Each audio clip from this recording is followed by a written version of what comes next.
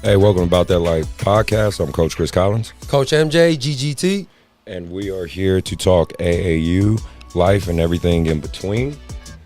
We're here on episode 10, right? Yeah. So that's a good milestone for us. We hit the double digits. A decade. All right.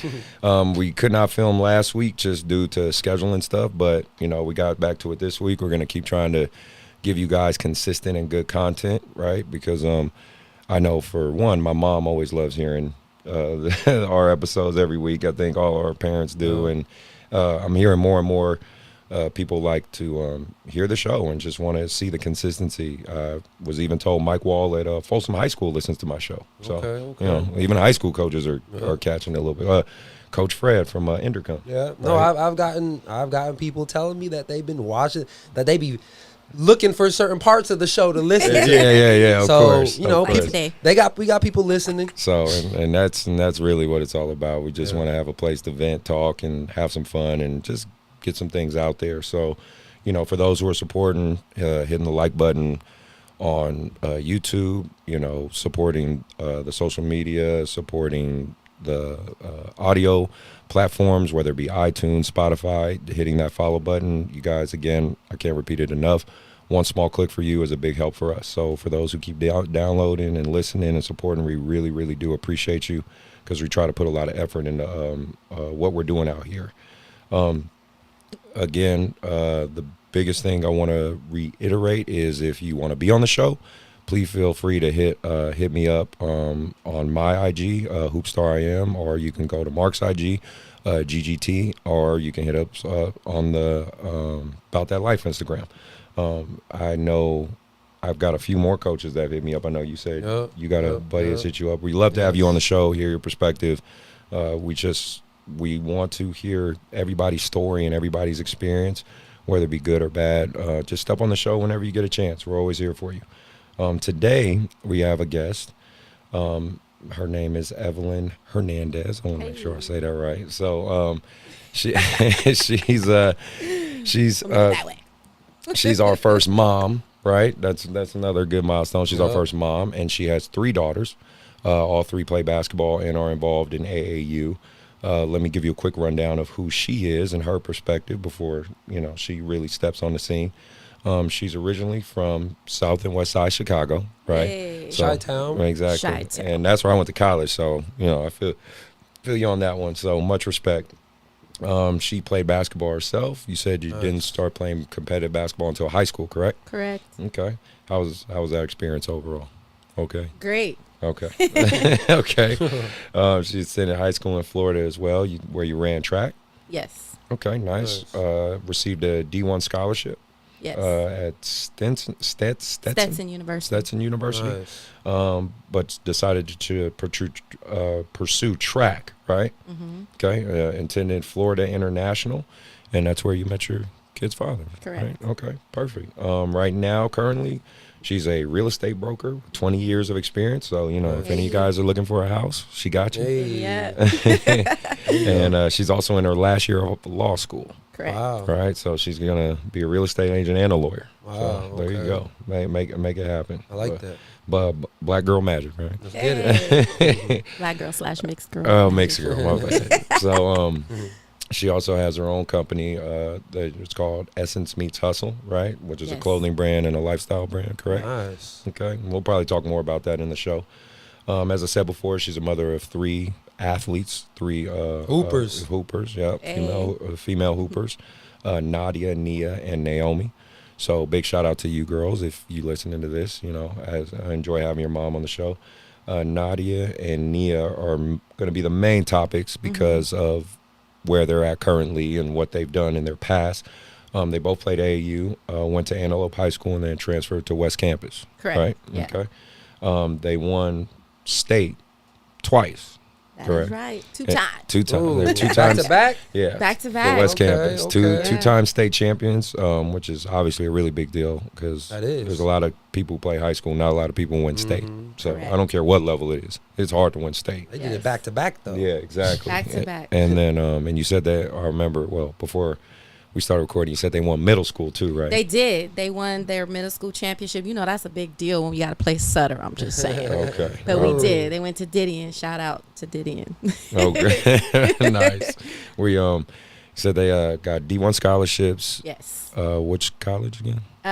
The first time around was Cal State University, Bakersfield. Okay. Yeah. So they're out in Bakersfield. That's where my grandpa is. Shout out to you, Grandpa. They later transferred to Diablo Valley this past year, right? Yes. UPC College. And then you said Nadia is attending Sac State next year, right? In the spring. Okay. And then Sac State. Nia ended up with a D1 scholarship to Yes. UNLV, To correct? UNLV. She's at UNLV. Running Rebels. Yep. Yes. Yep. Nice. Okay. So, fortunate for them, they're going to have a season this year, it looks Yes. like. When's that start? November 25th. 25th. Okay, cool. And then the youngest one, Naomi, who is a 6'7" grader, That is correct. my which gosh. is ridiculous right now, right? Super lengthy. Her AAU is the Stockton Mustangs, right? What's her coach name? Coach K. Coach K. Okay. I still think she would look good in a YBA jersey. Hey. So, any day you want to make that move to South Beach, Little let me know. transition. Yeah, let me know. Or she can play for both. I don't care. I do okay. not care. Big ups for you for finishing your law degree. I hope that works Thank out for you. Appreciate that. Obviously, I've known you a while and watched you work your ass off to try to make that happen. So, Yes. most Definitely. more power to you. Without further ado, let's introduce Miss Hernandez to the show. Hey. Fake claps. Welcome to the show. All right. Thank you. So let's get right to it. All right. Let's talk about your AAU life, because obviously that's the main emphasis of the show. But obviously you're going to be talking more of the perspective of that mother, single mother taking care of these girls, trying to navigate this field. Obviously, there's a little more crazy, and I would say some more dirtiness on the men's side, but there is a level of that on the girls' side as Absolutely. well. Obviously a lot of positive, but a lot of negative as well. The progression of your girls in AAU, in the AAU scene, it's always interesting for me with girls basketball. If you go back to episode 2 when we were talking to Ted about it, he was speaking from the perspective of a male coach, a male college coach, talking about it. I really want to get into not only a mother but a parent's perspective for that. I feel with girls there's just some different intangibles. Like, for one, they just quit out of nowhere. It matters who they play with. They have to like who they play with, where I would say for boys that really doesn't matter as much. It's like, can you hoop? Yeah, okay, let's get on the court and hoop. Sometimes it's the pressure, right? Sometimes it could be a boy straight up, boyfriend or someone, they like that's pulling them kind of away. Sometimes they just plain lose interest. So for you as a mom, what have you done to keep your daughters motivated? And you could speak to Naomi as well, but I'm talking mainly for your older ones. How did you keep them motivated from their youth all the way through high school? Why didn't they fall into one of those traps? What did you do as a mom? First and foremost, I got to shout out their dad, because although I'm a single mom, I wasn't a single parent. Nice. Their dad is an integral part in their success. It was definitely like a team effort, and that made all the world a difference. But from day one, we allowed the girls to play whatever sport they showed interest in. We were just happy that they wanted to play sports. We're like, yes, okay. Right. And then, of course, we loved the fact that they gravitated towards the same sport that we loved. And that was the sport we knew, that we know best. So it was like, okay, they like a sport that we know. Okay, we can do this. Did their father background with basketball? Yeah. As well? Okay. Yeah, he went to Kennedy High School, and then Nice. he played for JC. Okay. And then from there, he got a full ride to Okay. FIU. Nice, Yeah, most nice. definitely. So 2 athletic parents. Yes. Genetics definitely. That's always that's always Them a genes, recipe. You know, Yeah. hashtag Right. bloodline. Right. But yeah, so for us though, from the very beginning, we instilled in the girls like, hey, listen, if you're gonna compete, you need to know that there's no quitting. You know what I mean? We're gonna do it, and we're gonna do it to the best of our ability. And that was, we gave them the overall picture. Like, it wasn't just you're gonna get out there, you're gonna shoot 100 shots and make 100 shots. No, you're going to learn the fundamentals of basketball. You're gonna learn everything about the sport, right? You're going to fall in love with the sport. And then also, eating right, going to sleep on time, just everything about sports in general, as well as that AAU life. So that to me was like the ticket, was setting the foundation. Your foundation has to be strong, and so once we set that foundation, when they did have those weak moments, because kids will, you know what I mean? We reminded them like, hey, that we didn't sign up for that. Like, this is what we signed up for. Good, bad, or indifferent. You're going to have your good days. You're going to have your bad days. But overall, this is the end goal. Yep. These are the endless possibilities of where basketball can take you. And for my middle daughter, for Nia, she always wanted to play professional sports. So for her, there wasn't a lot of tugging. It was more so kind of like, because she was the younger sibling, it was kind of like keeping her, like, chill, Nee, and she was just ready, like, Mom, I'm ready. It's like, no, you're not. Like, chill out. Watching her older sister, and then of course they drew energy off one another, so they kind of pushed one another. But I would say that the main ingredient was just instilling those fundamental rules in them, and then of course because I played, their dad played, we knew what it was like on every level. So we prepared them mentally, physically, spiritually, emotionally for the good and the bad. You know what I mean? And we reminded them whenever they wanted to throw in the towel, like, nah, we're not turning back. Like, that's not what we do. Right. I just got chills. It's a team effort. Okay. You know what I mean? Like, we're in this to the end. And once we realized, once they saw the bigger picture, like, hey, Mom, I can get a D1 scholarship. We can get our school paid for. It's like, yeah. And nowadays they have stipends. Yeah. Back in my day, and I'm telling my age, but hey, they didn't have stipends. Yeah, you were just lucky to get your books paid for and a meal card. Right. You're right. But now they just, sky's the limit for them. And so we really made sure that they were aware of the benefits, but also made sure that they were aware of the grinding process. Yep. That was crucial. The investment, right? The investment of it. Yeah, and we told them, listen, you're gonna have your naysayers. You let me handle that. You let your dad handle that. You're gonna have those coaches that I don't want to play for them. Type of deal. You let your dad and I handle that. We'll take care of that. You just do your part. You let your work, when you get on the court, you let it speak for itself, right? You don't give people a reason to doubt your athletic ability or your level of knowledge for the game. You study this to show yourself approved, and that's exactly what the girls did. That's what we instilled in them. Yeah, sounds about right. I mean, and that's a great job. And definitely a good point of emphasis that it takes two parents to make a lot of this happen. Because unfortunately, on the flip side of it, we do deal with a lot of, especially in the Black community in general, we do have a lot of single parents out there. But if there's an opportunity for two parents to be involved in a child's development, even outside of sports, that really does make a huge impact. Yeah, you got to have a commonality. Like, our denominator for us was the success of our daughters. It still is, so we're going to work together regardless if we're together or not. And so once we, showed them that, then they're like, all right, and we never played the field against each other. So it's like, if you come to me crying, like, Dad got on me in the car. It's like, well, how many free throws did you shoot and how many did you miss? Like, for real, though. You know what I mean? Like, you got to get back in there, bro. Like, we got to, and it's like, we're not about to cry about this. It's always really interesting to me, and Mark, you could probably speak on this too. It's always the parents that are real with the kids. Yep. To me, those are the kids who end up becoming the best players. Yeah. You know what I'm saying? To me, at least, my experience.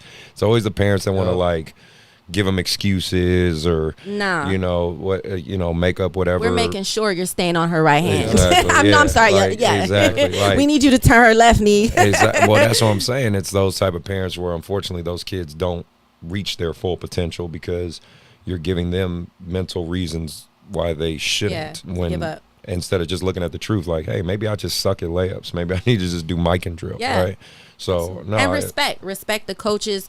That was big for us, especially, my middle daughter, she's spicy. She got that naturally. And she's just super competitive. They have that naturally. And so it was like teaching them also, like, you're not just playing against the other team, but you got the refs involved, right? Yeah. And so also teaching them that level of respect for the refs as well and the coaches, and it's tough. Yeah, no, I can get it. Because there's times where I was ready to get on the court, like, can I get a jersey? And you know that one parent that coaches hate, like, if this woman don't sit down, Yeah. I even had to learn. I've You had know, it, it was I've- like, and I think that's just the nature of it, though. Like, because you've played, and we were young parents, it was like watching them was like, oh my God, you get so animated, you're ready, you're like you're in the game with them, Yeah, you just I get ain't it. on the court, I you totally know. get So it was. Now I'm a lot calmer, but Okay. you know, back then it was like, no, she did, no, you know, like Nia, what are you doing? Oh, this is the Dribble calm. in the middle. This is the calm you. All right, yeah. She getting fired up about it I am right over now. here Like, sweating. I I'm about told to you. toss the pillow. No, that's great though. That's great. So, well, speaking of Nia, right, Mm-hmm. with her being at UNLV, it basically looks like she's on track to play pro. You know what I mean, right? Mm-hmm. Potentially, if everything works out. Obviously, this next year might be a little strange because of COVID and just Right. how to maneuver that. But she looks like she is on track to potentially play pro. For you, just as a mom, parent, would you like to see her in the WNBA or overseas or both? Like, you know, I say both. okay. You know, I want my daughter to experience life outside of the United States of America. All right. So if she has an opportunity to do that, Okay. I would tell her, you know, a heartbeat, like, do both. You know what I Nice. mean? And see what you like most, right? And so, yeah, hopefully both. Well, I mean, just listening to everything that you're saying, because, you know, as a trainer, like I always try to say this to my kids too, is, you know, like, you guys have a blueprint. Like, you guys have laid out a blueprint, you know, because there is a certain way to get to the top. You know what I'm Absolutely. saying? And just listening to you, I mean, I'm assuming they're trying to be at the top. So to me, the top is the WNBA, to where also with the WNBA, it's either playing in China, because I know, of course, that's where the top girls are. Yeah. Right. But we all know there's levels. So just listening, it sounds that you guys basically bred them to be killers. That's what it sounds like. 'Cause like I said, I haven't Yeah. seen them in person, but the way you're describing Yeah, them yeah. and you and your husband's background, like, you guys are invested in this. And so that's one of the things that I always tell, because I have so many parents that come to me as a trainer where they just assume that if they send them to me, the skills Yeah, work is you're going to, gonna- like, wait No. a minute, like, what are you guys doing at home first to plant the seeds? You know, Right. because that's what I've noticed with some of my top kids. It's not just the kid who's talented, it's also where they come from, the parents and everything. Yeah. 'Cause- What are they doing Exactly. outside of the gym? Yes. And that's a good point, because honestly, I recall vividly, like, there was times, you know, when I was with their dad, he would, if he had to go to work, Yeah. it was like we got a treadmill, we had Yeah. a court, we had all the tools at home.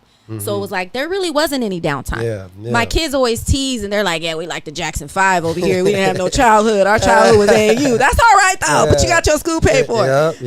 But and she's telling the truth, Yeah. because it was like, you know, I just remember standing at the treadmill like, "Hey, you better run that mile. Or you about to Yeah. catch this belt." Yeah. I'm gonna be real with you. Like, Yeah, it was that yeah, serious yeah. for us, for them, because Yeah. we knew they wanted it, but as Exactly. parents and them being children, it was like, Yeah. "Hey, you're gonna get a whole lot worse than this. Yep. So you might as Yep. well catch it from Exactly. catch it from your parents." And so we were Exactly. making sure that, you know, outside of the gym, they were getting it in Yeah. on every level. So Have to. that's crucial Yep. for sure. It's a great point. And then, so straight up, as a woman and just your perspective, you know, you got a WNBA game or an NBA game. Which one you watching? NBA. Okay. Is that a question? Yeah. Well, No why offense. why do you think it is? I mean, I actually want to hear this Goodness. perspective from a woman, right? Okay, Because fair. like we go back to episode Yeah. 2, if anybody listens, you know where I came from on this. But I would like to hear from a woman's perspective on Yeah. what do you see the difference with the WM? Not just the physical and it's a woman and man.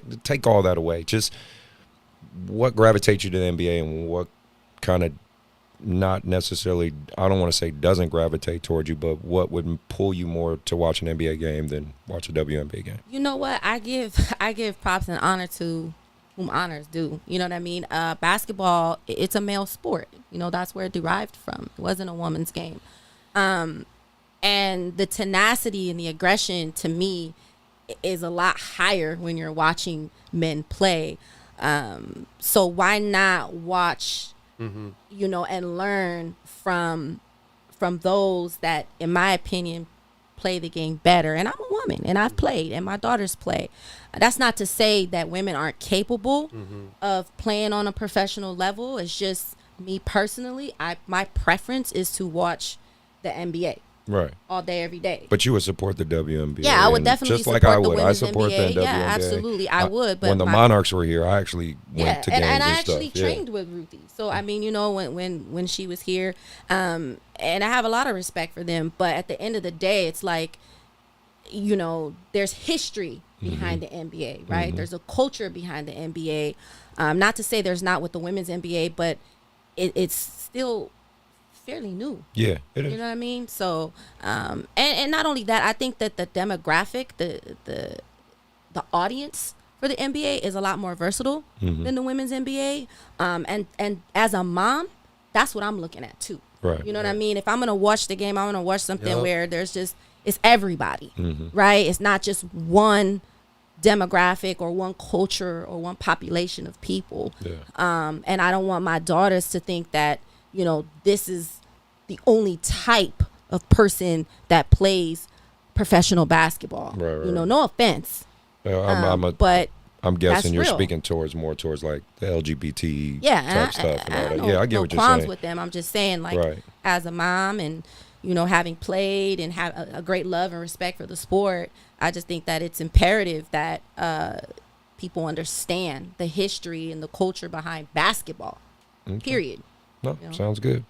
Well, for me, I've seen you. You know, I've known you a while now, and I mean, we've known each other kind of just through Hardwood and AAU and stuff like that.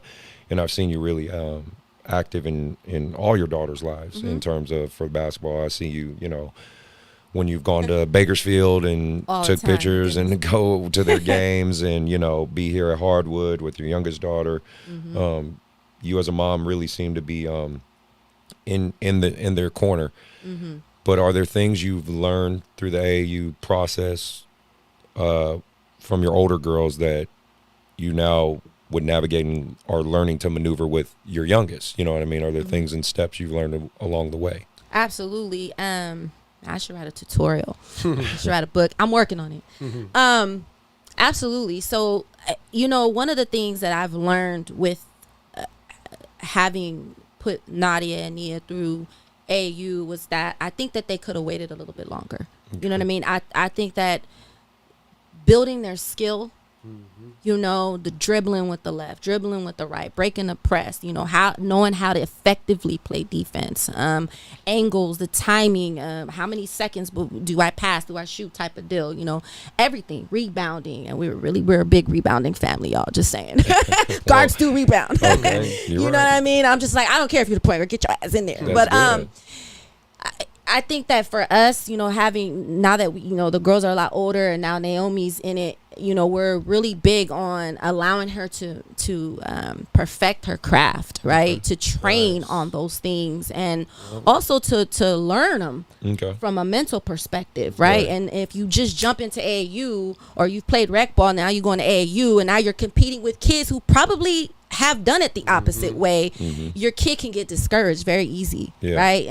Their confidence level will go down. So one thing that I've learned is just taking your time with the process and building those fundamentals, building that foundation solid enough to where when you do go play AAU, you know, you're competing with the best of the best, right? And so you want to stand out. And so I think that's definitely something that we're now doing with Naomi that we didn't necessarily do in that order with Nadia and Nia. Okay, nice. And then, I really like legitimately how you opened up. And maybe I'm just biased because I'm a father, but, you know, we're all fathers in here. But no, I like how you really gave him the respect he's due. You could tell there's a lot of respect.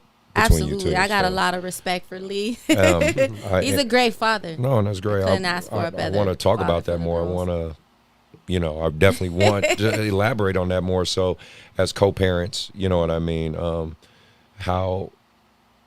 How has that shaped or helped the success, do you think? I mean, Of the girls? yeah, of the girls and everything. My goodness. Well, you know, the girls were in middle school when their dad and I split. And that was a very traumatic experience for everyone involved, especially the girls. You know, they were at the kind of, I wouldn't say the peak of their career, but they're just now transitioning, right? They're hitting puberty. Right. They're starting to think boys are cute. You know, it's high school time. Right. You know what I mean? Now I got to split my household, you know. So it was tough for them. But I think for Lee and I, one thing we agreed upon, and we were friends. So I met him when I was 19 years old. So it was like I knew him before I knew him, and you get what I mean. So so that was a big factor. But we always had that level of respect. Good. I mean, we've disagreed, don't get me wrong, or he'll call me like, oh my God, Ev, you won't believe this. It's like, you're overreacting, bro. And he's like, no, you're not. Right. I mean, don't get it twisted. Like, we've had our heated conversations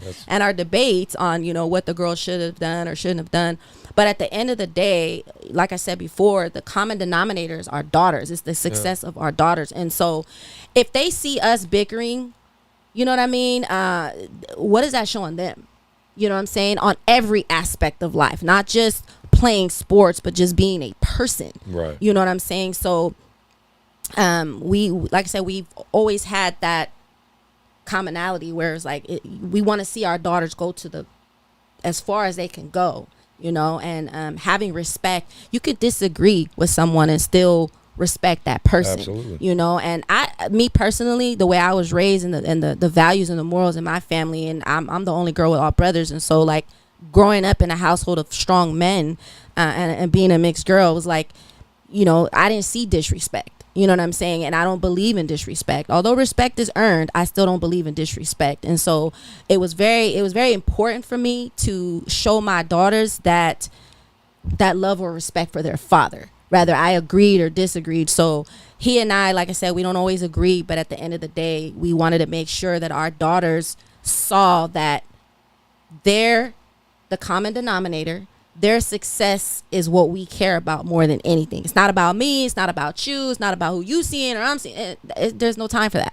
Right. It's all about them. So that's great. Yeah, that's what it is. So having their dad had definitely helped. And having their dad, you gotta have their dad. You gotta have their. Listen, there are things that a father can teach a daughter that a mother can't. Yeah. You know what I'm saying? And I'm speaking from personal experience. So I don't want my struggle to be their struggle. Right. If they could alleviate some of that struggle by having their dad, why not? You know what I'm saying? So no matter what, at the end of the day, like, and I tell this to all the ladies, like, look, it's not about you.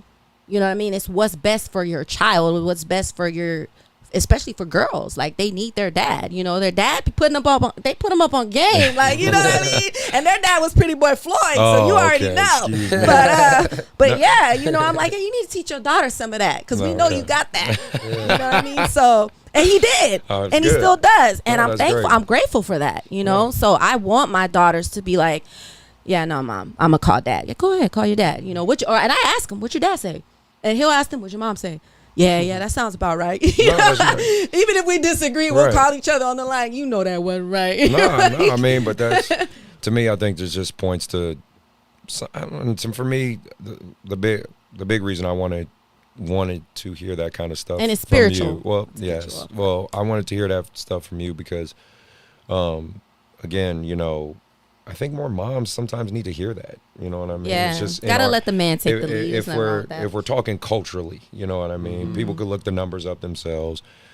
The black community has a very big disproportionate of single family homes. It just is a fact. Mm-hmm. So a part of breaking that cycle is having these tough conversations, right? And saying these things that kind of need to be said, and it's great to hear a mom say, yeah, my daughters are doing extremely well and successful, but the dad was a huge part of that. Yeah. And I've had this conversation with a lot of moms, I'm glad. With a lot of my friends, other single moms or whatnot, and I'll probably, get bashed for it, but it's all good because I'm going to stick to what I know.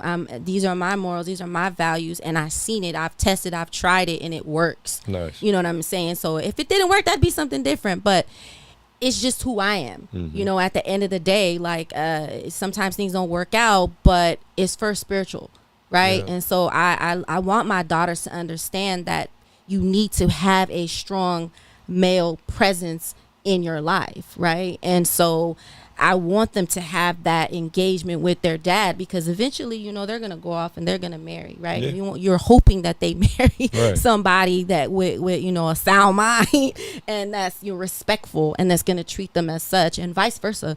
So it's very important that, women allow men to take the lead Now, obviously, there are occasions where, you know, it might not be to the best interest of the child at that moment, because I'm big on second chances. So, but at the end of the day, I think that it's very important. You know, it's very important for us women, and especially women of color. Very cool. To be respectful of what's real. Right. Right? It's man first. So, I mean, it is what it is. Well, I appreciate Don't fight that. it. No, the current culture of AAU, right? Mm-hmm. You know, navigating it with coaches, trainers, you know, how has that process been for you? Like how is you know, I'm just saying, like have coaches slid into the DM sometimes and you know shoot their shot and things like that. I'm just saying. I'm really sweating now. Where my water at? Where the water at? Where, no, for real though. Where did the water at? They're like, you know. Did I hide it? Oh, I don't know. You had use your my water. God, it's hot. Oh my goodness. that was a loaded question, y'all. No, I'm just saying, like, got me over here. You got you got, you know, single mom, you know, with the girls. I'm sure coaches noticed and was like, hey, what's going on? You know what's funny though, because people they affiliate Lee and I still together because we go to all the games. Okay. You know, but now they don't. But like during that transitional moment, they're like, that's Lee's wife, you know, and Lee's like, that's not my wife. And, oh, that's not your wife. So or vice versa. Because let me tell you something, women be on it too. Oh, okay. You know what I mean? They were waiting. They were waiting at the back door, like, right. you know. But it's all good. So yeah, I mean, it's happened. You know what I mean? But it's up to the individual whether or not they're going to entertain it. And I'm all business. Okay. That's one thing about me. Like, my yay is yay and my nay is nay. I'm a real one, for real. Hey. And so for me, it's like, you know, I don't ever want to do anything that's going to be disrespectful to my daughters, to the game, to myself, to their dad. You know, I don't want no shadiness. You know what I mean? I don't want no one ever to be like, oh, she's dating the coach, so that's why she's playing. Nah, she's playing because she's the best point guard. You know what I mean? She's playing because she's bored and she's in there and she's a beast. She's a dog. That's what I want. I don't ever want no shadiness. So to answer your question, yes, they have. I don't. But you didn't snitches entertain get it. stitches, Okay, Chris. all right. I ain't throwing nobody under the bus. Please don't. But, you don't have to do all that. But it has happened. It has happened. Okay. Yes, it happens. So how you watched your girls win back-to-back state titles? What was that like? That was great. And my daughter Nadia, she was a senior, her senior year, so that was awesome. Shout out to Coach Langston and the West Campus crew out there. What year was this? Oh gosh, my math is horrible. Let's see. Nadia, they won 2018. Nice. Okay. They were Division 4 at that time. And then in 2000, was it 2017 or 18? I'm tripping. It might be 17, 18. Back to back. Yeah. Okay. And then when Nia won, that was a highlight. She won without her sister. Because, see, their first year they won, they were loaded. Yeah. You know, West Campus was loaded. Yeah. They had Kiara. They had my two girls. They had, I can't even remember the young lady's name, but nevertheless, they were loaded. Yeah. You know, they were so loaded, it was like, dang, they could have started anybody. Yeah. You know what I mean? And then my girls were coming from Antelope. So it was like trying to fit into a new, you know, coaching system and play.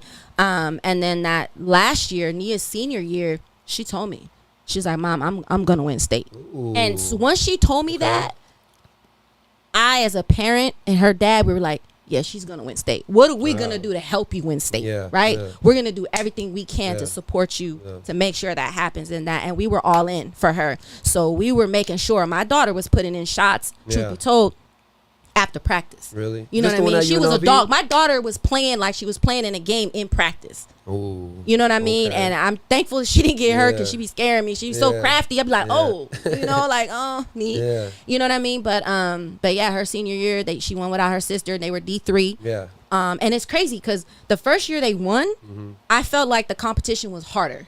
And then Nia's senior year, she just made it look so easy, so effortless, you know. Huh? She was so ready and you could see it in her, you know. It was just, it's exhilarating, you know. You get chills when you see somebody that really just they're a dog. You're like, that's what I'm talking Yeah. You know, yeah, me. They put in the work. Get you 15 boards, boo. Damn.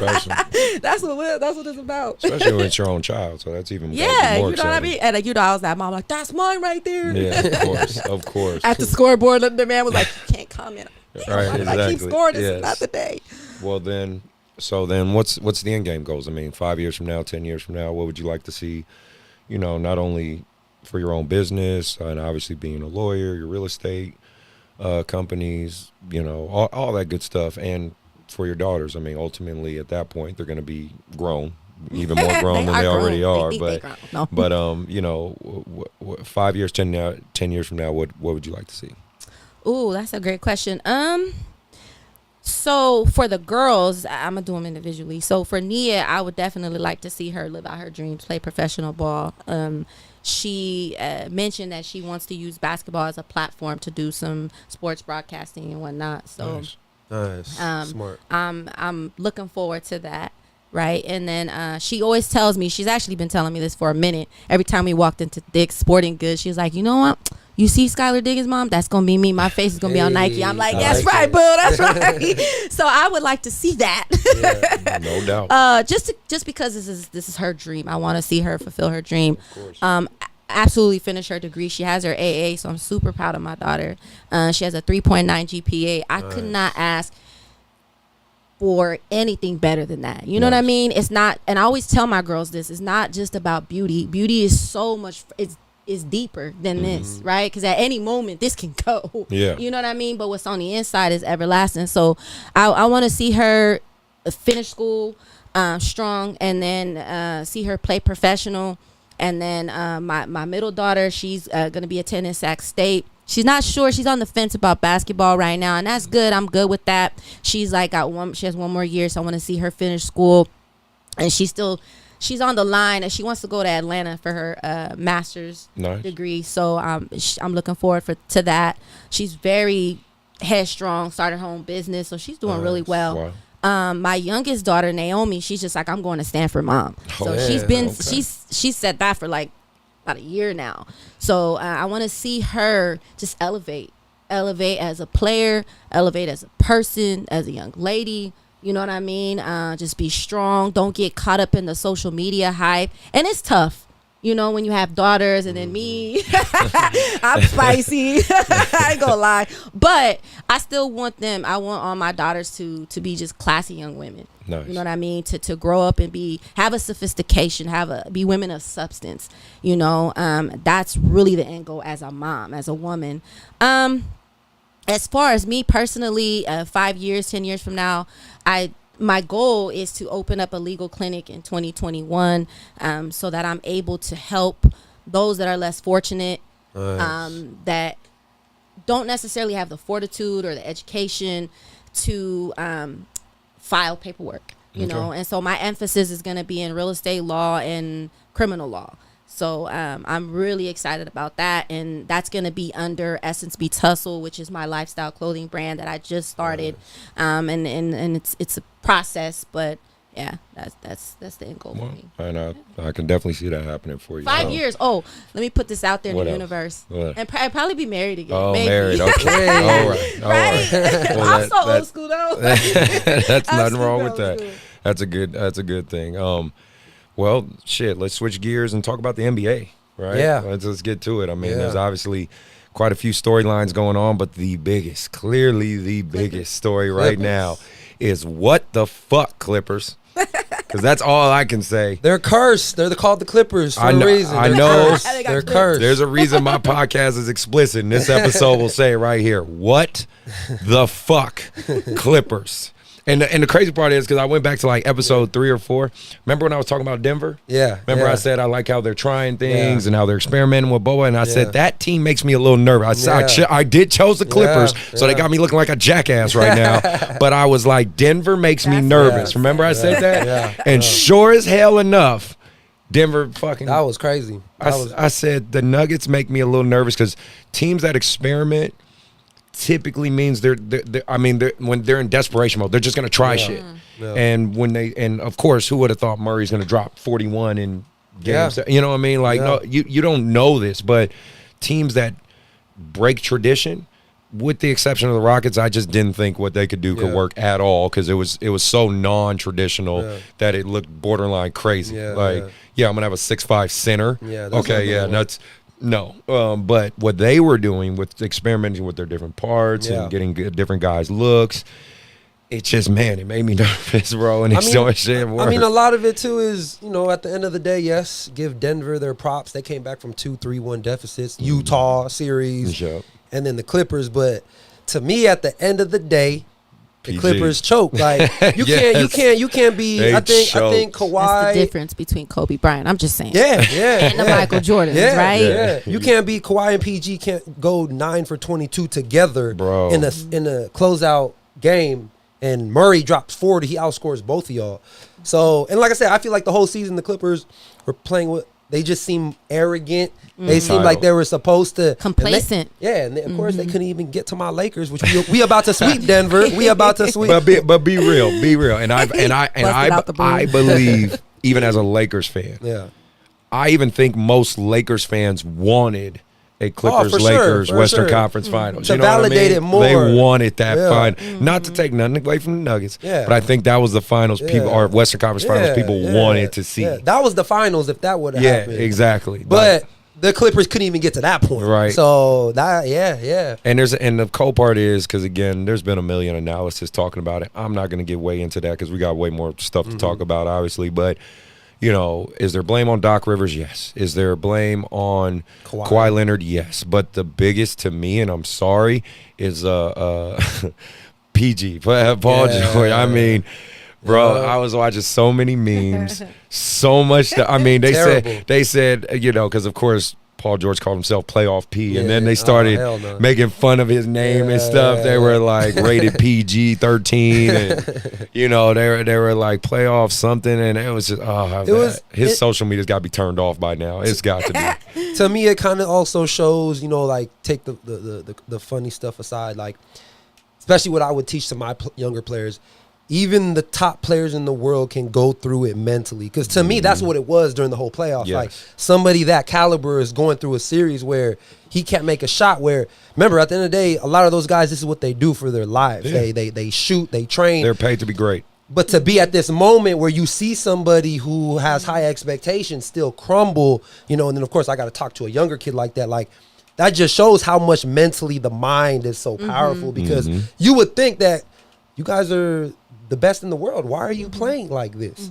And that just kind of shows that nobody's perfect. You know what I'm saying? As an athlete. Right. So, absolutely right. Unless they're Kobe or Jordan. Well, gosh. Well, but even Kobe. Like, true that. If you watch a lot of his documentaries where he speaks about his mental and what he did to overcome that. Yeah.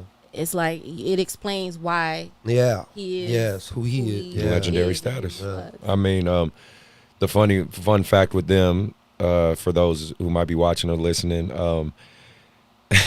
they basically gave up everything to get Paul George. I mean, y'all, if you research it yourself, the deal OKC got, they definitely solidified their future. Let's put it like that. Where they're at now, where OKC is, they're in this weird in-between spot. Shout out to Chris Paul because he obviously did an amazing job with that group, but they are looking good in the future. The Clippers cannot draft anyone until 2027. What does that mean? So you guys understand? That means the 6th grade class right now, the AAU 6th graders will be the class that the Clippers get to pick. That's crazy. So if you got some 6th graders out there, the Clippers will be looking for you in a few years. They might not even be called the Clippers by then. They might be in San You're Diego or Las Vegas. Who knows? You're right. They're gonna be mom and dad elite somewhere else. I mean, it's just pretty interesting seeing how that they gave up that much. Let's shift to the Eastern Conference. Let's talk about Miami and the Celtics. No, that's going to be Miami is. I like Miami. I want Miami to win personally. Nothing against the Celtics. I of course, there's always that great Lakers Celtics matchup, but I don't know. I like Jimmy Butler, man. I feel he deserves that appearance. Now, will he win it? Probably not. But I feel he deserves that because Jimmy's the dude. And I watched some of his memes and quotes, and he says a lot of nice quotable shit. Like he said something. He said, I've never been the fastest. I don't jump the highest. I seen that. I don't, but he said I'm tough. But he said I'm tough as fuck. He said I am tough as fuck, and I'm not afraid of nobody. He a dog. And that's he's that dog mentality. That's exactly. the thing. You cannot teach the it factor. Yeah. You can't teach somebody heart. It's either you got it or you exactly. don't. And he proven it. I remember when he got into it with when he was with the Bulls, he got into it with Nene. Remember that? Nene ain't a little dude. That's like a 7 foot, and he grabbed him like by the head, and you could see like Jimmy was like, "What's up? Like, let's do it." Like I was like a guy like that. I'm like, man, he's a grimy player. He's not afraid to get in there. And he just plays hard, man. Play some defense. It's like, as a coach and from a coaching perspective, if I got a kid like that, I want him. Yeah. I wish him all the success that he can do. You know what I mean? And I don't know. I think Lakers Miami's a great series. I don't know. What do you think? Well, either way, we gonna get our 17th banner. So here we go. I'm just saying, the Clippers are out of it. So I'm just saying. My man, Clippers, y'all got me looking real. Whatever. I'm just gonna move on because, like I said, we can talk about that all night. On the flip side of it, for AAU, in our area, Hardwood Palace opened back up. So definitely want to give a shout out to Steve and the work they did this weekend. I think they did an amazing job. They only have they have 8 courts total. They only had 4 courts playing at a time. Oh, okay. So it was a lot of space in between. A lot of people keeping distancing. Their masks were on. They did their protocols. It was done really well, and no fights. Wasn't a lot of cheating going on. A little bit of cheating, but not a lot of cheating, right? So that's why I told you the difference with courtside and Hardwood, man. They make things very smooth. And so, hopefully that continues. But just wanted to say great job to Hardwood. Football's back. So, I'm a football fan. I don't know if you guys are football fans, but I happen to watch it every now and then. I'm a Raiders fan. Let's just put it like that. I'm a Raiders fan. Okay. Even though we're not in Oakland anymore. But and so it's been fun watching that. But the more exciting thing to me is college basketball is back. November 25th. Super excited. What's your college team? I never asked you. Because I'm from San Diego, you know what I'm saying? So I've seen the whole San Diego State Kawhi Leonard thing when I was out there. So nice. If I had to pick somebody that I always, check on my phone how they're doing, it's usually San Diego State. All right. What about you? You got one beside, whatever You daughter, UNLV, UNLV, yeah, right? of course. Lady Rebels. Exactly. No, I'm a Cal guy. I've always been a Cal guy. My boy, when Poe was there, I was definitely at the games when Poe was there. So I've always been a Cal guy. But no, I'm glad college basketball is back. I love the NBA, I do, but I really like college basketball. As far as watching it, I rather watch more college ball than NBA ball. For me, I'll turn the NBA on one TV and watch college on another TV. Quite honestly, I turn the NBA on just to help with the ratings because I'm just trying to support the brothers. Like I'll turn that on, but I'll actually watch college because to me, as a coach, I learned so much watching these guys and how strategic they are. Because the reality is, I'm trying to prepare my kids for that. Now, if they happen to make it to the NBA, more power to them. But I'm not preparing my kids for the league. I'm trying to prepare them for college. So I learn a lot watching those guys. I think there's also like a lot more level of skill that's demonstrated when you're watching college basketball opposed to professional. It's kind of like, I just think those kids, they're hungry. You know what I mean? Because they're all fighting for something. They're trying to get to the league. It's a lot more exciting. Because in the league, especially regular season, as we know, and that's been the big debate, with load management and stuff, there are times these teams are just kind of coasting. You know what I mean? They don't play with that desperation anymore. And it's hard. I can never imagine even myself as an NBA coach, only because you are literally telling millionaires to want to play basketball. I mean, it's hard, you know what I mean? Like it's not X's and O's, it's more managing personalities. And at the end of the day, they're millionaires. I mean, a lot of them are, at least thousandaires, right? They're like, dude, I make, 10 million a year, 20 million a year. I don't give a fuck what you telling me about. Dive on the floor for a ball. Like, you kiss my ass. All right, you know what I'm saying? I couldn't imagine me in that situation. Because they work so hard to get there, right? Yeah, they would think that, they could be cut too. Well, it's really once they get past that rookie contract. They get past that rookie contract, they coasting. That's why there's only a few Kobe's and Mike's out they there. coasting. They like, shit, I'm good. I secured the bag. If you really love the game, there's no coasting. And the only last NBA thing is that I want to talk about while it's on my mind too is old boy that got caught with the girl. I forgot his name. Dude from Houston? Yeah. House? Yeah. Come on, brother. All I can tell you, bro, is look, man. You heard his team. Yeah, bro. Like, I heard his wife, like, deleted all the pictures of him on Instagram. Wow. I think they showed the picture of the girl he, like, he was snuck in with. too? Yeah, he's married. He's married.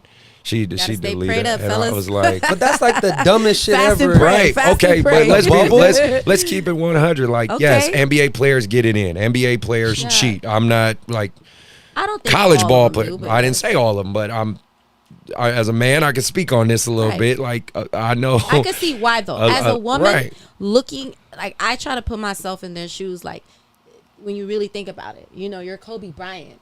Do you know how many draws are thrown at him? Like, Yeah. come on, you know what I mean? And Yeah. as his wife, I'm sure you know there are times where she's just like, dang, you know. Well, you Vanessa definitely know he cheated. Once you married, like, there's a lot of not Kobe Bryants that get Right. draws thrown on them instead of ducking. They, you know, they catching frisbees. Exactly. You know what I mean? So, I mean, it's just It's tough, and I It's get it. tough But, for a but man. what I I'm get saying it. is, doing this at the bubble has got to be an all-time That's the dumbest shit ever. Yeah. Like, okay, you do it like be real. And in case y'all really want to talk about it, yeah, I know plenty. I've met plenty of NBA dudes. Like when I was a bartender in Chicago for the Chicago. I mean, they come to the club with their little jump offs and they Yeah. do their thing on the road and all that. Like that happens. That just fucking happens. If you don't like it, sorry, it does.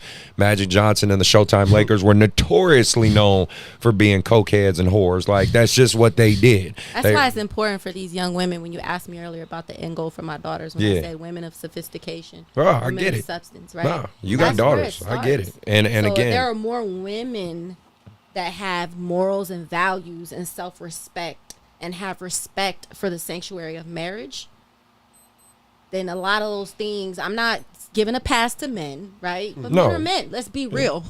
Biologically, it's just it's different for a man Yeah. than it is for a woman. Right. I had to learn that. Yeah. You know, like, wow, men y'all can do that and I love somebody? Yeah. Yeah, they can. It's like, what? No. Yeah. Dang, that's cold. But it's real. And I you know, it's just like, ladies, come on. You know what I mean? Have respect for each other, have respect for yourself. but And how's for the that? sanctuary of marriage. How's literally just.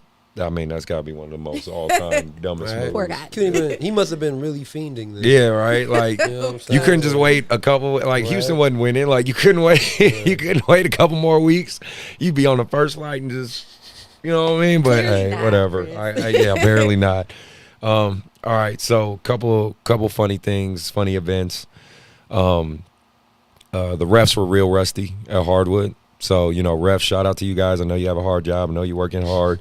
But you could definitely see the rust with some of these refs. They were like, Jeez. they weren't getting up and down court as quick. Yeah. They were That's that missing some COVID. calls. Yeah, some of them, for the ones who weren't at Chilling. courtside, they were either with their chest doing hardwood. They were just, they were definitely a little rusty. And I just kind of had to laugh and poke a little fun at that. But overall, no, I feel they did a good job, at least for the refs in my games. I think they were really good, communicating well. You could tell they were enjoying it, right? Like they were happy to be back. You know what I mean? Not just for the money. I don't think refs make $1 million in them, but you could tell they enjoyed what they were doing. So it was just good to see them again. The only other funny event I have to say, so I played my 8th grade group. That's the one you recorded. In a freshman bracket. They won, Ooh, which was I seen great. that on your story. Yeah, they Good. they were a good ass group. And but a team I saw playing, the Sac Titans, had a sophomore on their team. And this is the freshman lowest bracket. So, because I did play them up, but it was like the freshman white bracket. So, maybe not the lowest. It was like a mid bracket. And they had this sophomore who I know is a sophomore because he played against my older team, right? He might even be a junior. I don't know, but I think he's a sophomore. But he's like really big and I mean physically just beyond all the other kids. And this coach had him playing. That's where I say where there was a little bit of cheating at Hardwood. So.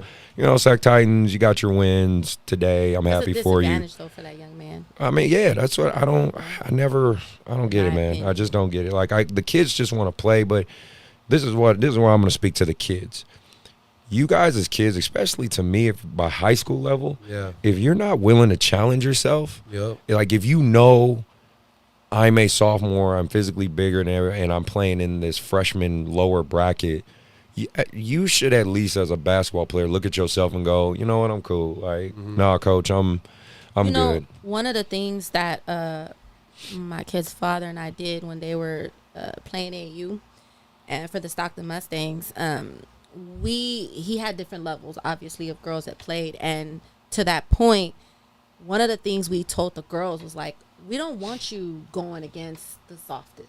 When you're doing the drills, you go against the fastest girl, the toughest girl, and it's amazing because as it builds their confidence. And like for Nia, I just remember, you know, she's just, like I said, she's just spicy naturally, but it really helped her to the point where when she got to high school and she had to play, you know, the Sac Highs or Ponderosa or whatever, there was no fear there because she, you know, at an early age, we're like, no, you're gonna go against the best girl. And we always had them play up. We always wanted them to get better. Good. You know? And I think that's important. Parents need to do that. Coaches need to do that because it's a disadvantage for the kids, right? You're not challenging them when you do stuff like that. No, I get it.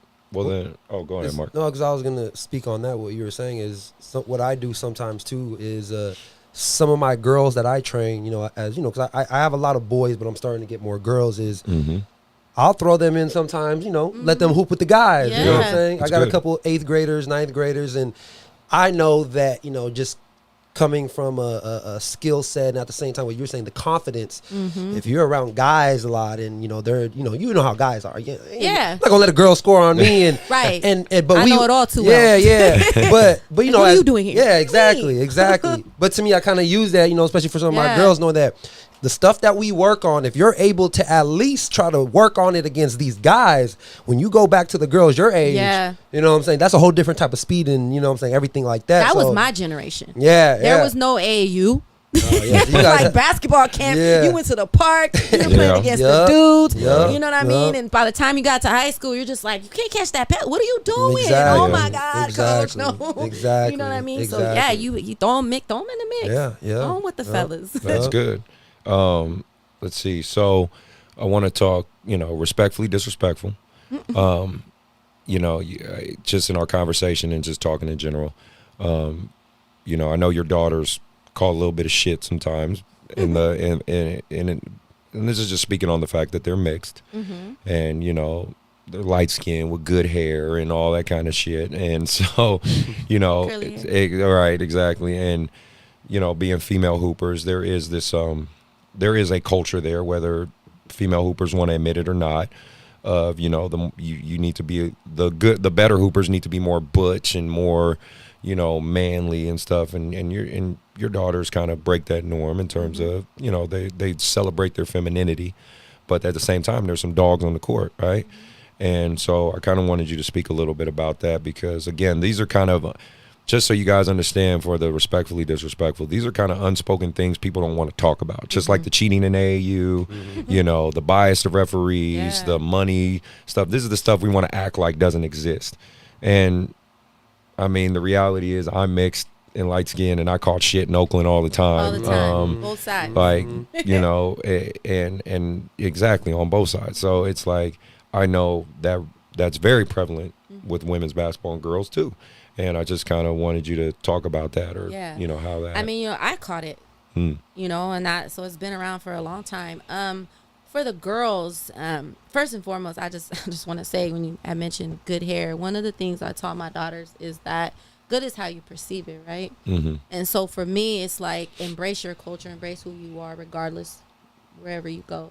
And we did catch a lot of flack. And it was more so like, you know, when you got to go in, you got to play the grass in the old parks. It's like, hold on, though. Southside, hey, hold on. Right. My daughters might not be, but they mama is. Right, of course. You know what I mean? So that's a time where I'd be like, you know, we got this. You know, let me handle it. Let their dad handle it. If anything pops off, you know, we right here. But so I think that, you know, when they would catch it, I had those mommy moments. I was that mama stand up like, well, hold on. You talking about them two twins? They ain't twins, but you know, everybody thought they were. You talking about the Johnson sisters? Oh, no. You know, so it got to the point where it was like, oh shit, they mom's crazy, you know? Yeah. I'm that one. Okay. Hella That's good. spicy like and that. won't back down. Like, no. And then So we taught the girls, like, listen, let your work speak for itself. right. You know what I mean? Because the thing about it though too is like sometimes like I'm naturally aggressive and I know my daughter is naturally aggressive and I see a lot of me in my child. So like when we were playing the sack highs, you know, I would hear the girls, you know, like, bitch, you know, or whatever, and, you know, swinging their braids at her. And I just remember seeing Nia's face on the sideline. She's looking at me like, Ma, and I'm like, nah, because they knew that she was aggressive. They knew like if I could get in here. So we not only prepared the girls physically but mentally, because we already know like, hey, listen, I caught it, your dad caught it, so you're gonna catch it. It's just inevitable, right? Yeah. And so we made sure that when they had those moments that they're confident in who they are. You don't have to prove yourself to nobody, Right. you know, and you let your work speak for itself. You show them on the court, and sure enough, when we play that guy, I'm looking right at the camera. When we play that guy, yeah, we got that dub. I'm just saying, you know what I mean? And they fouled out one of my daughters. Okay. And I just never will forget that game because my daughter looked over me. I was like, hey, it's takeover time. Nice. Like, hey, you know what I mean? We had this little hashtag mama mentality. It's like, hey, what's good? Like, Hey. we gonna win or what? You gonna sit there? You gonna like, Yup. no, we're not going home like this. And so like we were just always like on the sideline. So, you know, my daughter was like, all right, mom, all right. So I channeled that out, you know, and I just it was just amazing to see that. And so that's how we dealt with it. Like, Right. we made sure, like, look, number one, you know who you are. You know what I mean? That's part of the game. I mean, when you look at basketball, you look at men's basketball, I mean, Bill Lambier. I mean, you know, you had the Detroit Pistons. Come on. Right. So it's just part of the process. And so, like, just, you know, just be confident in yourself. And did you ever catch it on let's say, or they called it going to predominantly white schools? yeah, oh yeah. Okay. Especially like when they played at Antelope Hmm. and we had to play Ponderosa, you know, and they would, you know, we've been caught niggas before. Mm. You know what I mean? It's not a great feeling. No, you it's know, not. and your natural inclination as a human being is to defend yourself, right? Right. To be like, what? Like, Right. what? Exactly. It's going down. You know? Even though- and once again, yeah. Southside Chicago. Yeah. You know, it's like, listen, when we're from, blades come out when that happens. Damn. Like, There listen, Hey, Shots fired. shots fired. real talk. There you I'm go. just keeping it 100. Like, Southside. that's real. I you like know? that. I like that. So yeah. So we had to be like, listen, you know, it's ignorance, right? And we explained to the girls, like, there's just people do and say things according to how they were brought up or their level of experience, their level of education. So you can't fall into that. You just have to have a provincial mindset when Nice. it comes to that and Okay. keep your temperance, which is very hard, Right. and you just beast it out on the court. Nice. And that's what they did. Okay. Well, good. They still get it. Wow. Even when they went to CSUB with their teammates and, you know, and her at UNLV, I prepared her. Like, look, you're not there to be buddies and best friends with your teammates. No. Your job is to play basketball. That's what you're getting paid to do. That's what your stipend is for. That's what you got there for. So it's not about, let me go kick it. Let me go be best friends. Keep your nose clean. Mm-hmm. You're not there to be buddy. I don't want to see you at every party drinking or something. Nah, no, absolutely not. You work too hard to get there.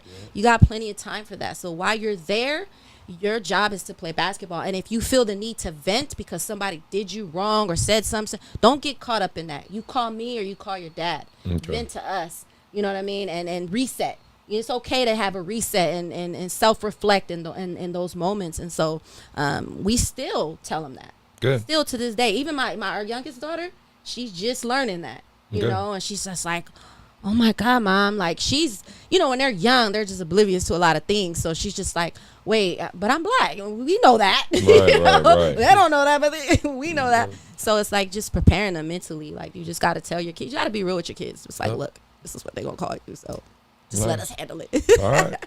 Well, let's talk about you know, coaches, parents, and trainers having grudges, right? Because I think your path's interesting because it's kind of like it's kind of the even though it's girls basketball or women's basketball, I should say, it's still kind of the opposite of like when we had Jay here because his son was a role player, right? You know what I mean? He's a glue guy role player. Her two daughters in particular were star players, Yeah.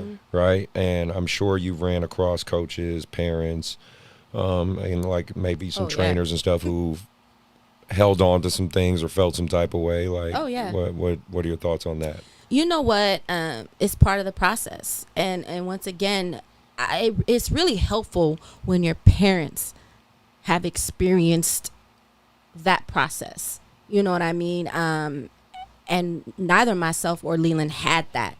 You know, my dad was a phenomenal athlete, may he rest in peace. But my mom, you know, she wasn't. You know what I mean? Right. And so I was the first person to graduate out of college from both sides of my family. Same thing with their dad. So that part of it alone was helpful, because when we had those moments, and yes, we did have those moments where, you know, there's a little hating going on for whatever reasons, you know, from parents, you get side-eyed. It's like, wait, what did I do? Right. You know, but we have to practice what we preach. You know, and I ain't gonna lie to you. Like, I'm gonna keep it 100 with you. Like, that's tough for Ev. Yeah. Speaking in third person, because that's how tough it is. Right. Because, you know, naturally as a mom, like, you want to protect, right? That mama bear comes out like, hold up, what? But I have to lead by example. And so, you know, Leland and I, we would just kind of like calm the waters together. It was like, did you hear that? Yeah, I heard that. Like, and we would just go huddle. Right. Like, how we gonna do that? Like, we literally would just like map it out and make sure that we were leading by example. Nice. In front of the girls. And then if it was really dire, like super dire, then I would always be like, Lee, what do you want to do?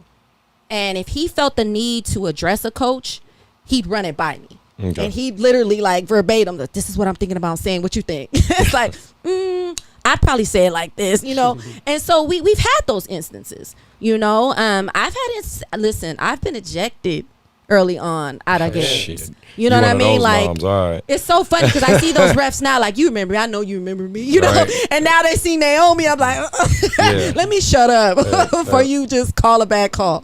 But yeah, so we you know, I was always taught that when you have an issue with somebody, you go to the source, right?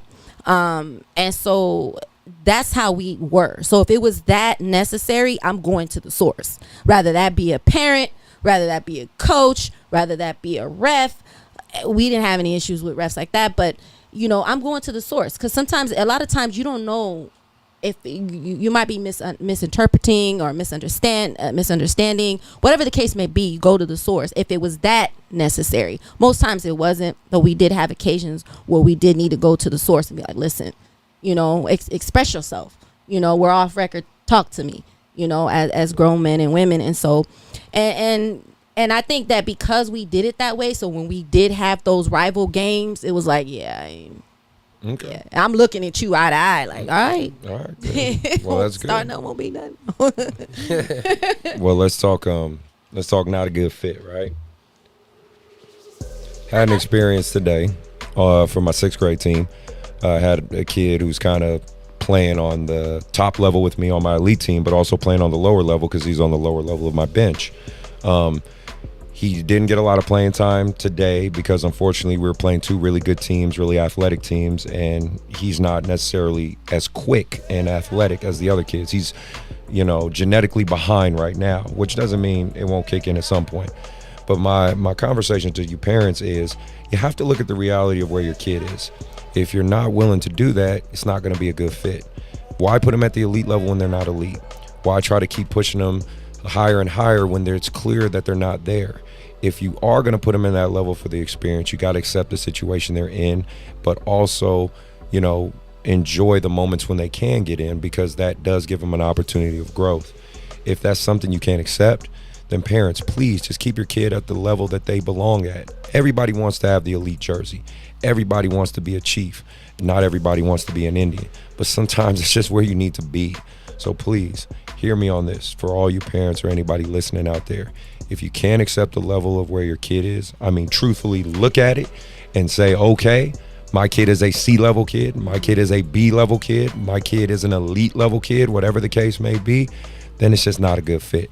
Because searching for team until you see or hear what you want to hear, it's just idiotic, because they're not going to develop, they're not going to get better, and potential has a shelf life. If they never grab it, it will expire. So remember that next time you think it's not a good fit. So I want to go to our team shout-outs. Team Lift, want to give you guys a shout-out. Saw you guys perform.